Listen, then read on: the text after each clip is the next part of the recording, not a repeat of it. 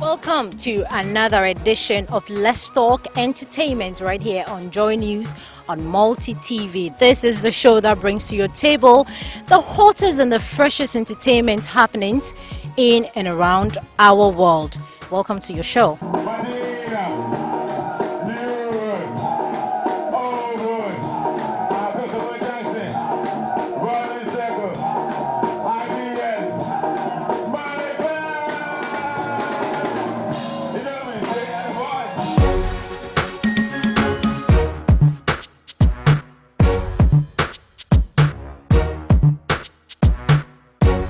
Welcome back. Today to talk entertainment with me, it's a very unique rapper we have here in Ghana. I'm talking about M. I'm sure you know that name. Manifest. Welcome to the show. Thank you very much. It's good to be here. I wanted to say the best rapper. I don't know who is the best rapper of all time. Yeah. The best rapper of all time is very questionable, but there's a lot of good rappers these days. So that's good that people are having the debate. But I mean, as for me, when I go in, I go in with Vim. So as to how I feel, you know, it's irrelevant. It's the people who will be the judge. You're looking good. Thank you. This one is Jinyami, right? The first one. Yeah, the Jinyami. You know, I had one that broke before. So I think in some old videos, you see that I used to have the half Jinyami, but right now it's whole again. We thank God for that. That's good. It was only J, and now no Nyami was there, so now we've put them together. Yeah. Wow. So what's the secret? Tell me. You always are looking, perfect. Well, the secret is I've never been one to look like anybody or follow trends and go and spend all my money on Versace. I think originality speaks volumes, and as I always like to tell people, the average original is better than a very good copy. So for me, doing things that are, attractive to me, and it tends to resonate with other people as well. Tell me about your tour. You went on tour, I'm not sure everybody knows about it. I've seen a couple of pictures you posted on Facebook. Tell me about it. What happened? Yeah, I went on an amazing European tour. And I know whenever we hear a lot of people say tour, people think that we're exaggerating. But this was an amazing tour. We went to about 14 European cities and 9 countries. Went to Berlin, Hamburg, Rome, Paris, Barcelona. I was in Serbia, Switzerland, Montreal. It was an awesome tour. I joined Damon Albarn, who is famously of Gorillaz and Blairs, a group in the UK. I joined him on that tour. He invited me to join him on the tour, and it was amazing. It was a 3-week stretch. We wake up one city, and then enter another city, played all sorts of crazy festivals in front of thousands of people. So it was an amazing tour and experience to be part of. And there's a lot of great clips on that line that people can check out. I think there's one good story I have to tell you from the tour, which is there was a show in Rome. Was it in Rome? it was actually in France. I think it was in Lyon, in France. We played in this old Roman ruins, and they sit on these pillows. So at the end of the show, if they like you, they throw the pillows at you. So we had the pillows thrown at us. So if you don't know, you think that they're booing, but it was great. It was almost a pillow fight at the end. So yeah, no, it was a great tour experience, and I think people should check out some of the footage online on my YouTube, youtube.com/manifestmc, and it's great to be able to be a Ghanaian artist and go in front of all those audiences, and not just Ghanaian audiences, but actually non-Ghanaian, but Western audiences, and then bring our Ghanaian vibes to it. Yeah. Was it on the same tour that you recorded something for BBC? Well, I did a recording for BBC before I left. They actually came to Ghana to film me for a program called African Beats, I believe. Is it African Beat? Is it World Beat or something Beats? Yeah, but it's going to be on BBC World Service, not the radio, but the television. And it's going to be airing in September, I believe. But it was great I did it with Kwame Abu and the Ohiabeya band. So we did our some wavy thing over there, and it's great. Once again, another great look to take the music outside of just Ghana and Africa, but to other audiences that appreciate it elsewhere.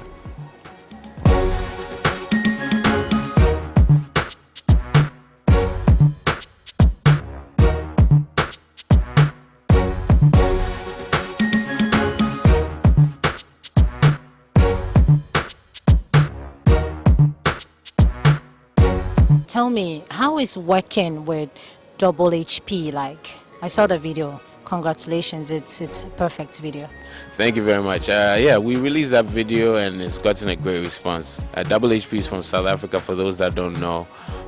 He was one of the first South African artists I met on one of my first trips to South Africa, and we connected very readily. Our synergy was right. I mean, he has a Pan-African vibe about him as well. We go into the studio, and then the beat was menacing. It was amazing. And so the song just came naturally. Charlie Misimeji, you got calm down. We shot the video in Johannesburg. It was an interesting idea. It was on a flatbed track. We almost a mimic of a political campaign. So we're on the campaign trail. So it was great working with him.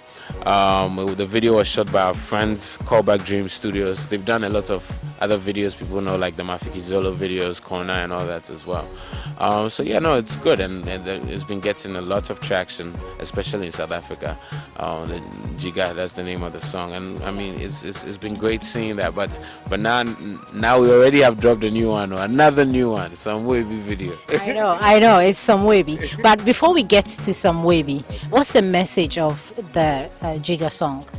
I mean, Jiga, hip hop is known to be an aggressive, what do you call it?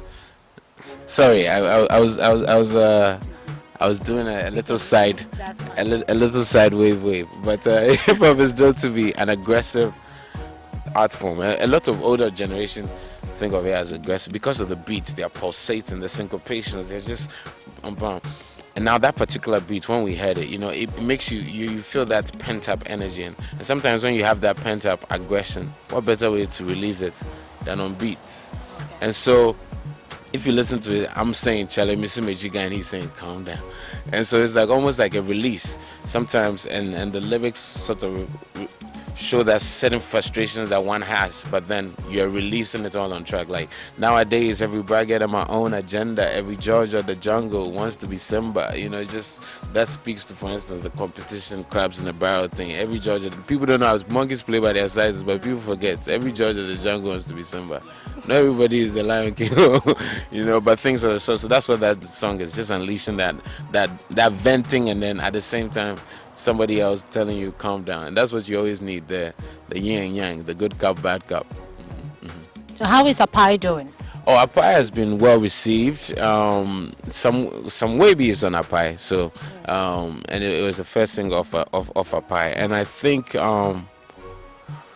one thing that I like most about Some Wavy is that it represents what Apai is, which is Apai is the story of modern day Ghana, especially from a young person's perspective. And so Some Wavy is that. It's one thing people have told me is that they feel is a very accurate description of how life feels like nowadays. A lot of things feel like some wavy to a lot of people, from doomsday to many things, currency, etc. I mean we go through that, and even regardless of that, this is the flip side to some way. Regardless of that, do you see people celebrating? Yes, we still are people who have this paradox of a life where sometimes we can be having hustles, but we find a way to smile and go to the disco and listen to songs like Some Wavy and jam to it.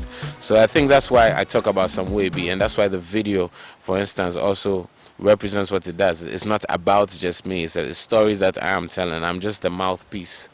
Okay. Yeah.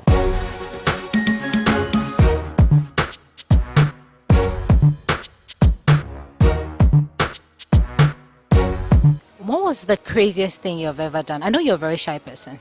What's the craziest thing you've ever done? It's the craziest thing I have ever done. The craziest thing I've ever done is to decide to be a musician. Really? Yeah, it's funny because a lot of people see the glamour that is associated with being an artist, but they don't realize the sort of rigorous hard work and the frustrations. Because especially, look, we're talking about this European tour I went to. The levels are very different, where everything is taken care of. The regard for the artist, I get to the hotel room is booked. I mean, I'm not worrying about anything. There's clear regard and you're taken care of. Sometimes it's not in every place, and especially in Ghana, that there's that respect. A lot of people want to just use artists as bait. It's like the bait, and then use it for their business. And I think art and business can work well together, but it has to be respected. So it's the craziest thing I did, because maybe instead of being the artist, I should have been the business person bullying people. No, I don't regret it. I think you have in life, even though you have options, you choose the option that's closest to your passion, and that makes sense. And for me, it made sense. But it is the craziest thing. A lot of people actually looked at me like, really? The fear. It's like because you have to be an entrepreneur too. Nobody is cutting you checks. Like your check. I want your check. Maybe I want your job, because you get regular checks. So can I get your job? Should we? I won't talk about that. Okay. So what was your best performance during your musical career? What's your best performance that you ever had? Man, that's a tough question. I've had I would say I've had some very memorable ones. I can't say a best yet. The best is yet to come, because I've now really decided I've found ways to perform at my best. But I remember one of the more memorable ones was during this tour in Montreux, Switzerland. We played at a Montreux Jazz Festival, and the crazy thing is, the night before, I saw Stevie Wonder play on that same stage. And so when we played there the next day, it just felt like it was almost like one of those things that everybody wants to do as before they die. So if you are what do you call it? If you race cars, you want to be in Formula One. So Montreux kind of felt like that. Maybe the Formula One of music. Just one of those things that I've always heard about. Quincy Jones was there, and it was good to perform. So in recent memory, that's one of the more memorable ones. And that footage, once again, is on YouTube. We will go to YouTube and take it. Tell me, did you take a picture with Stevie Wonder? You mentioned. No, I didn't take a picture. I was just too caught up in listening and enjoying the show. It was a packed show. It was amazing, and it was good to see him live. Because when people are still living, whilst they're still living, you have to enjoy that. And I don't think he does that many shows anymore. So it was great to see Stevie Wonder perform. Salif Keita, for instance, came to our show in Paris as well. I mean, that was great. Tony Allen, we played with Tony Allen, Fela Kuti's drama, in Paris as well. So there's been a lot of memorable ones. I've been fortunate to have been given the opportunity to collaborate with some interesting people, and so.